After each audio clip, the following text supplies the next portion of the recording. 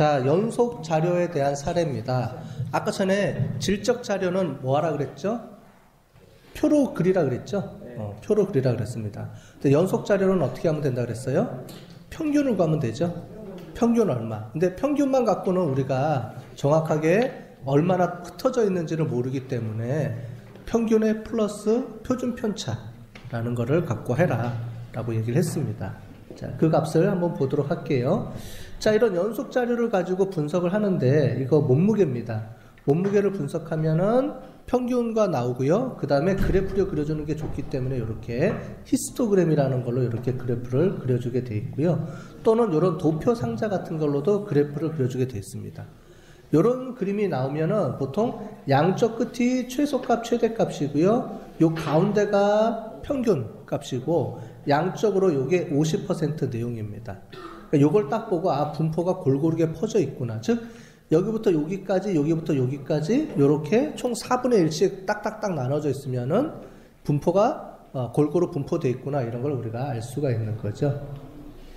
그 박스를 벗어나면 이렇게 이상한 값들이다. 이렇게 우리가 알 수가 있고요. 그런 작업들을 여기서 하는 겁니다. 자, 질적 변수도 변수가 두 개일 때 크로스 타블레이션이라 그래서 분할표를 갖고 쓴다 그랬죠. 그럼 연속 자료는 어떻게 되느냐? 자, 아까 전에 우리 홈런 개수하고 그 다음에 연봉하고 두 가지 변수를 동시에 보고 그 관계를 보고 싶다 할 때 우리가 필요한 게 이제 상관관계, 코릴레이션이라고 우리가 부르는 겁니다. 그래서 상관관계는 이런 표를 만들 때 이런 산점도라는 걸로 우리가 그립니다. 즉 뭐냐면 많이 여러분들이 봐왔죠? XY. 중학교 때 여러분들 XY 갖고 자로 그래프 그리는 거 많이 해봤잖아요. 1차 함수, 2차 함수 그릴 때. 요겁니다. 1차 함수처럼. 그래서 홈런 몇 개 칠 때 연봉 얼마 이런 것들을 그림을 이렇게 찍어놔죠. 그래서 여러 명이 있는 자료를 이렇게 다 출력해보면 그림으로 보면 어떤 뭔가가 보이죠. 그래서 홈런이 올라갈수록 홈런을 많이 치면 칠수록 연봉이 올라가는 이런 추세를 볼 수가 있죠. 그걸 가지고 아, 홈런하고 연봉하고는 어떤 관계가 있겠구나. 우리가 이걸 그림으로 알 수가 있는 거죠. 자, 그런데 그림은 일일이 손으로 그리기가 애매하잖아요. 그래서 통계학자들은 항상 이런 것들을 숫자로 그리기를 원해요. 숫자로 표현해 주기를 원해요. 얼마나 관계가 있다, 밀접하게 있다, 없다. 이거를 숫자로 표시를 해줍니다. 그게 상관관계인데 이런 식에 의해서 나옵니다. 자, 이런 식들은 여러분들이 일일이 알 필요 없다 그랬죠? 그래서 상관계수라는 거를 우리가 나타내 주는데 이거예요. 상관계수는 얼마나 밀접하냐, 그 다음에 친하냐, 아니면 적이냐, 친구냐, 적이냐, 이걸 나타내 주는 겁니다. 자, 이런 그림을 가지고 여기 보면은 숫자가 나타나 있어요. 상관계수는 마이너스 1에서 1 사이의 값을 갖는데 0은 아무런 관계가 없다는 거예요. 너랑 나랑 아무런 관계가 없다. 여기 보는 것처럼 아무런 관계가 없다. 즉 x가 변할 때 y가 그냥 다 일정한 패턴이 없어요. 그냥 관계가 없으니까. 이런 거를 우리가 0이라고 표시를 해주고요. 그렇자고 여기 보면 x는 직선으로 거의 x가 나오면 y는 거의 정확하게 예측 가능하죠. 이런 그림을 보이면 아, x와 y는 밀접한 관계가 있구나 서로.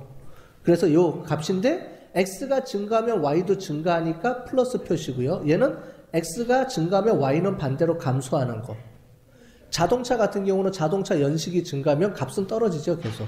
그죠? 이런 것처럼 반대 방향으로 흘러가는 게 있어요. 그럴 때 플러스냐 마이너스는 한쪽이 증가할 때 다른 쪽이 증가하면 플러스, 감소하면 마이너스. 그 다음에 값이 밀접하게 연관되어 있다? 그러면 플러스 1에서 마이너스 1 사이의 값을 이렇게 갖습니다. 0에서 1 사이의 값을. 요걸 가지고 아, 이 두 변수가 밀접하게 관계가 있구나 없구나라는 거를 우리가 그림을 안 그리고 숫자로서 표시해 줍니다. 통계학은 항상 숫자로 표시해 줘요. 그림을 그리기가 너무 어려우니까. 그래서 숫자로 표시해 주는데 필요하면 그림으로 이렇게 그려주는 것도 필요하겠죠? 겸사겸사해서. 자, 우리 병원에 가면 피를 뽑죠. 피를 뽑으면 피 안에 콜레스테롤 수치가 있어요. 그 수치를 알면 지방간 수치를 알 수 있습니다. 여러분들 이제 고기 같은 거 많이 먹고 그러면 콜레스테롤 수치, 아직 여러분들 그런 거 모르시죠? 이제 나이가 먹으면 먹을수록 이제 배가 저처럼 볼록하게 나오면 그다음부터는 이제 수치에 신경 쓰게 됩니다. 그래서 고를 때 어떻게 연결이 되는지 아느냐. 여러분들 병원 가서 피를 뽑으면 피 속에 있는 수치 가지고요. 실제로 질병을 예측을 할 수 있습니다. 그럴 때 쓰는 거예요. 그래서 여기 뭐다. 그러면 이 사람 지방 간에 문제가 있네. 얼른 가서 초음파 받아보세요. 수치를 가지고 해서 그 다음에 하면 어떻게 돼요? 수치가 높게 나오면 문제가 있다고 판단이 되면 실제로 직접 초음파 검사나 이런 걸 하게끔 유도하죠. 의사들이. 그럴 때 많이 씁니다. 이런 것처럼. 이런 관계를 잘 연결해가지고요. 자, 이런 상관관계는 X와 한쪽 변수가 다른 쪽 변수에 영향력이 없을 때, 그럴 때 우리가 상관관계를 쓰는 거고요. 인과관계는 한쪽의 원인에 의해서 다른 한쪽이 영향을 받는 인과관계일 때 그렇게 씁니다. 말하자면 이런 겁니다. 여러분들 키하고 몸무게하고 있는데 키랑 몸무게는 관계가 높아요. 즉 키가 큰 사람도 몸무게가 많이 나고요. 몸무게가 많이 나갈수록 키도 크고, 물론 짜리몽땅하고 키 작은 사람도 있겠지만 대부분 대략적으로. 자, 그런데 키가 커야지 몸무게가 많이 나가는 거예요? 아니면 몸무게가 많이 나가야 키가 크는 거예요? 원인과 결과가. 그건 없어요. 없지만 서로 연관관계가 있단 말이에요. 한쪽이 크면 다른 한쪽도 크다라는 관계가 있다는 거죠. 그럴 때는 우리가 상관관계라고 합니다. 자, 그런데 이런 상관관계를 좀 더 구체적으로 가면 인과관계라는 걸로도 발전할 수가 있어요. 인과관계는 뭐냐면 한쪽이 원인이고 한쪽이 결과예요. 자, 우리 범죄율과 경찰관 숫자. 자, 범죄율이 높을수록 경찰관 숫자도 많겠죠, 그 지역에. 자, 그런데 경찰관 수가 많으면 범죄율이 높은 거예요? 범죄율이 높아야 경찰관 숫자가 높은 거예요? 범죄율이 높아야 경찰관이 많아지는 거죠? 네. 이게 인과관계죠. 경찰관 숫자가 많으면 범죄율이 높다라는 인과관계가 형성되면 어떻게 돼요? 경찰관 다 없애버리면 되죠. 말이 안 되죠? 그러니까 인과관계라는 건 한쪽이 원인이고 한쪽이 결과가 분명히 존재할 때를 우리가 인과관계라고까지 얘기를 합니다. 그러니까 상관관계는 둘 사이에 관계가 있으면 상관관계고요. 그 상관관계가 좀 더 발전을 해서 한쪽이 원인과 결과가 명확하게 나오면 그때는 우리가 인과관계라고까지 우리가 얘기를 해주는 겁니다. 됐죠? 자, 그런데 통계에서는 확률이라는 얘기를 많이 씁니다. 자, 이제부터가 중요한 얘기인데, 뭐 평균, 표준 편차, 여기까지는 이제 우리가 어느 정도 이해가 됐어요. 자, 평균과 표준 편차라는 걸 이용해서 그러면 뭘 하려고 하는 거냐? 한번 볼게요. 자, 이렇게 몸무게가 있습니다. 몸무게가 있으면, 자, 우리 이런 도표를 만들 수가 있죠. 히스토그램을. 자, 그런데 이 도표를 가지고 우리가 문제를 내볼게요. 자, 몸무게가 55에서 60kg일 확률은, 그럼 어떻게 되냐면 전체 우리가 60명인데 55에서 60명인 사람은 18명 있죠. 퍼센테이지로 따지면 약 한 30% 정도 되네요. 자, 우리 60명 중에 몸무게가 55에서 60kg 사이에 있는 사람이 총 60명 중에 18명 있다는 거예요. 그러면 밖에서 아무나 야 누구 나와 해서 딱 불렀을 때 그 사람이 55에서 60일 확률은 전체 중에 18명이니까 어떻게 돼요? 30%. 됐죠? 우리 도수분포표의 비율이에요. 확률, 퍼센테이지. 여러분들 퍼센테이지 모르는 사람 없죠? 퍼센테이지는 전체분의 그 데이터 개수만큼이 전체 퍼센테이지죠? 그건 다 알고 있죠. 확률도 똑같은 개념입니다. 확률은 전체 중에 몇 명이 있느냐? 이게 확률이에요. 그럼 전체 60명 중에 총 18명이 있으니까 한 30% 정도 된다라는 거죠. 그러면 아무나 한 명을 내가 뽑으면 그 3명이 총 요 킬로그램 안에 있을 확률은 30%죠. 이런 걸 가지고 여러분들이 여태까지 수학 시간에 많이 배웠잖아요. 자, 그런데 이런 거를 반대로 한번 물어볼게요. 뭐냐면 전체 60명 중에 전체 100명 중에 90명이 있을 몸무게의 범위가 어떻게 되죠? 반대로 물어보는 거예요. 여태까지는 킬로그램을 알려주고 몇 퍼센트인지를 물어봤는데 반대로 90명이 들어가는 확률. 그런데 항상 이런 그림은 뭐가 중요하냐면 평균이 중요합니다. 평균으로부터 평균이 많은 사람들이 모여있죠? 많은 사람들이. 그래서 평균이고요. 그 평균으로부터 일정한 떨어져 있는 사람들이 평균으로부터 멀어질수록 사람들이 점점 줄지요. 자, 우리가 평균 키가 170이다 그러면 대부분의 사람들은 160에서 180cm 사이에 있을 거예요. 근데 가끔가다 서장훈 이런 사람들이 들어오면 저 끝에 있겠죠. 그런 식으로 우리가 평균이라는 개념은 항상 대표값을 갖고요. 대표값을 갖는 이유는 뭐냐면 평균을 중심으로 해서 사람들이 거의 다 몰려있기 때문에 그래요. 일정한 범위 안에. 자, 그런데 우리가 확률이라는 개념은 결국은 전체 100명 중에 90명 또는 95명이 모여있을 구간이 어떻게 되죠? 그러면 똑같아요. 평균으로부터 얼마만큼 양쪽 범위가 어떻게 되지? 이걸 물어보는 겁니다. 이해됐죠?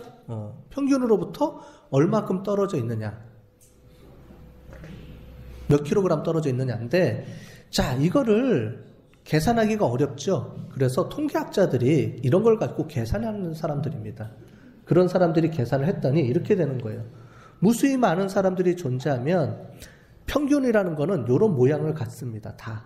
우리가 평균하고 표준 편차를 구하면 이런 종 모양을 가져요. 그걸 우리가 정규분포라는 걸로 옛날에 수학 시간에 배웠을 겁니다. 이 정규분포라는 이유는 뭐냐면 평균으로 중심으로 해서 가장 많이 몰려 있고요. 평균으로부터 일정한 범위 멀어질수록 사람들이 점점 없어지는 거죠.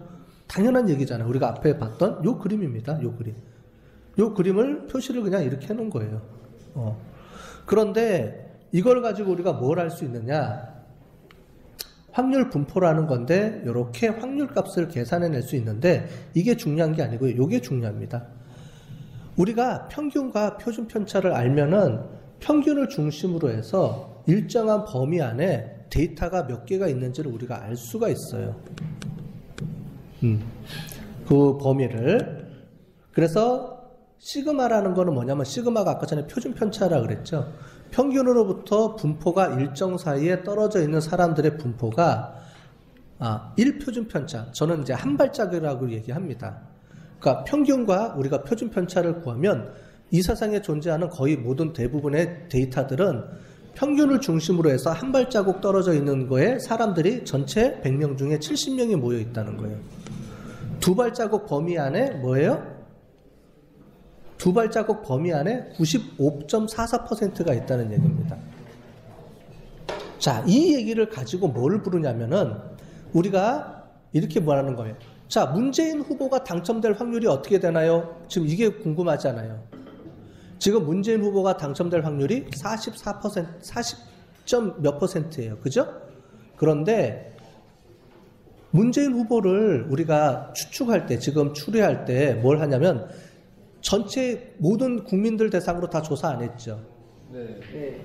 1000명 갖고 조사했잖아요. 그러면 오차범위라는 게 존재할 수 있다는 거예요. 오차범위가 뭐냐면 우리가 5월 9일 날 3천만 명이 다 투표했을 때는 어느 정도 나올 거냐 이거예요. 근데 그거를 우리가 미리 예측하는 거예요. 표본이라는 걸 가지고. 그래서 1000명을 가지고 예측을 하는 겁니다. 그런데 1000명을 갖고 예측하다 보니까 어떻게 돼요? 3000명 갖고 예측할 때랑 좀 틀리겠죠. 오차범위가 존재하겠죠. 그 오차범위의 범위를 어떻게 계산하느냐? 이걸 갖고 계산합니다. 평균을 구하고요. 평균으로부터 표준 편차를 구해서 두 발자국 이내의 편차를 구할 수가 있어요. 그게 요즘 신문에서 내놓는 값입니다. 자, 그래서 뭐냐면 어떤 사람은 평균보다 좀 줄어들 수도 있고 많을 수도 있겠죠. 표를 더 받을 수도 있고 덜 받을 수도 있겠죠. 그래서 안철수하고 누구죠? 홍준표 위원이 안철수 후보가 평균은 조금 더 많아요. 18%인가 20% 되고 홍준표 의원이 16%가 7% 돼요. 표 차이가 한 3, 4% 되는데 그걸 왜 박빙이라고 부르느냐? 안철수 후보가 좀 더 못 받을 수도 있고요. 홍준표 후보가 더 많이 받을 수도 있잖아요. 근데 그 범위가 이 오차 범위 안에 존재한다는 얘기입니다. 그거를 우리가 이런 분포라고 얘기를 하는 거죠. 오차범위라고 얘기를 하는 겁니다. 그래서 평균과 표준 편차가 중요하다는 얘기를 하고 있어요. 평균과 표준 편차의 그 거리를 가지고 우리가 오차범위를 예측할 수가 있는 겁니다. 통계학에서. 이 오차범위를 우리가 뭐라 그러냐면 확률이라고 부르는 거예요. 확률. 즉 전체 100명 중에 95명. 우리가 95% 확률이라는 말은 무슨 말이냐면 전체 100명이라고 가정했을 때 95명이 들어갈 수 있는 거리, 범위.